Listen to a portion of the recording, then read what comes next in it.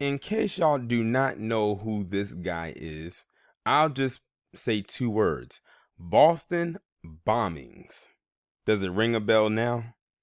Back in 2013, during the Boston Marathon, there was a major event that occurred in which a bomb detonated and exploded, and it injured and killed many people who participate in that annual Boston Marathon.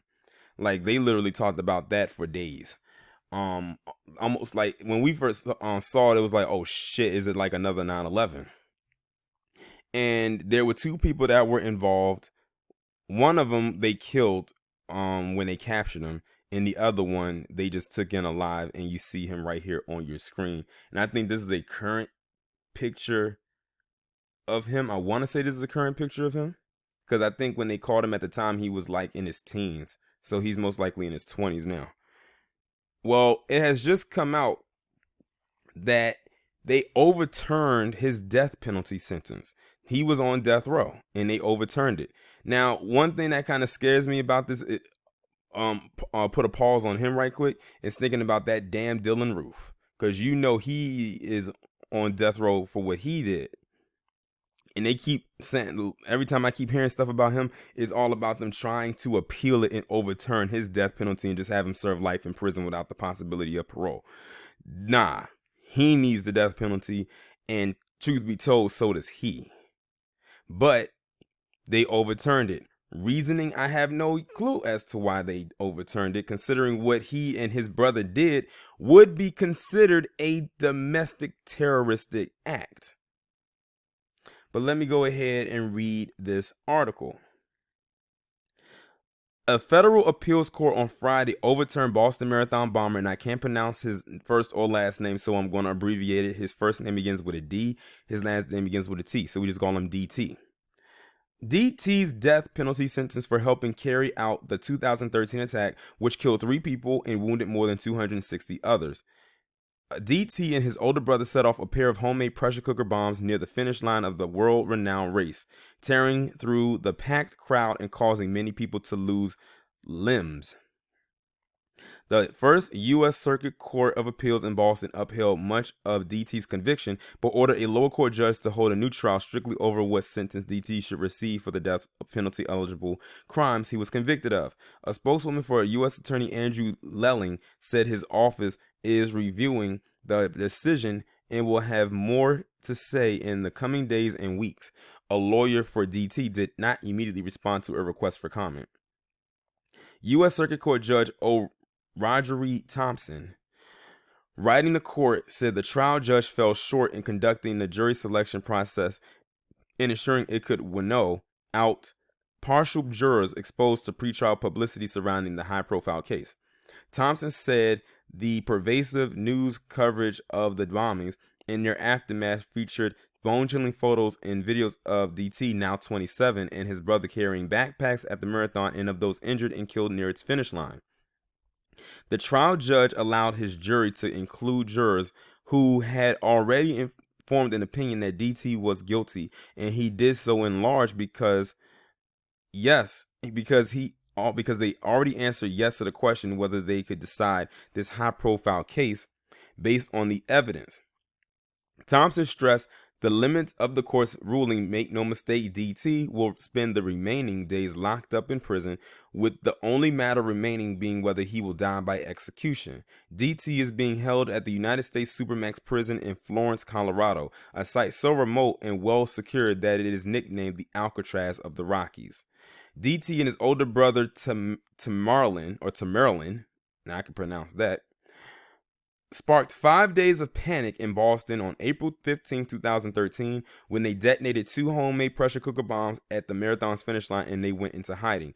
3 nights later, as they attempted to flee the city, they sparked a new round of terror in Boston when they hijacked the car and then shot dead Massachusetts Institute of Technology police officer Sean Collier. DT's brother died later that night after a gunfight with the police, which ended with DT ran him over with a stolen car.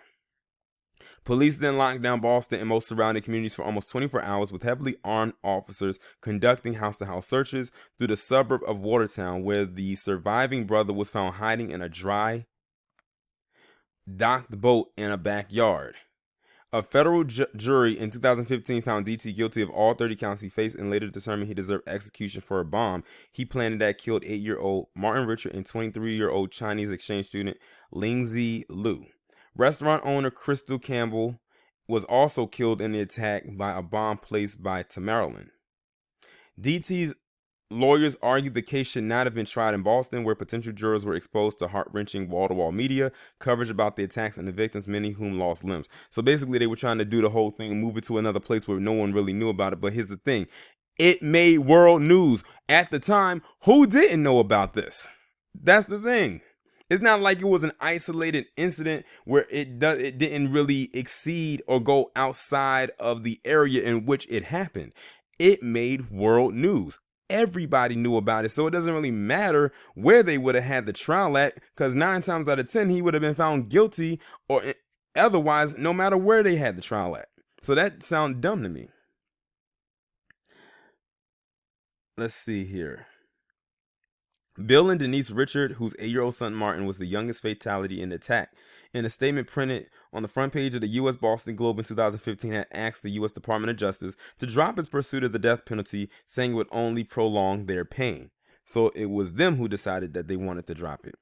On the day of his sentencing, DT admitted his crimes. I am sorry for the lives I have taken, for the suffering that I have caused you, for the damage I have done, irreparable damage. In case there is any doubt, I am guilty of this attack along with my brother. Well, at least he admitted guilt, because many would try to plead insanity. But the fact of the matter is this guy, in my opinion, should have remained on death row for what he did. Because that was basically an ambush attack. Like no one would expect that. But then again, if you also remember, Rolling Stone, and they got a lot of flack behind this. I gave them hell when they did this too. I couldn't believe they actually did that. Rolling Stone, a very prominent magazine,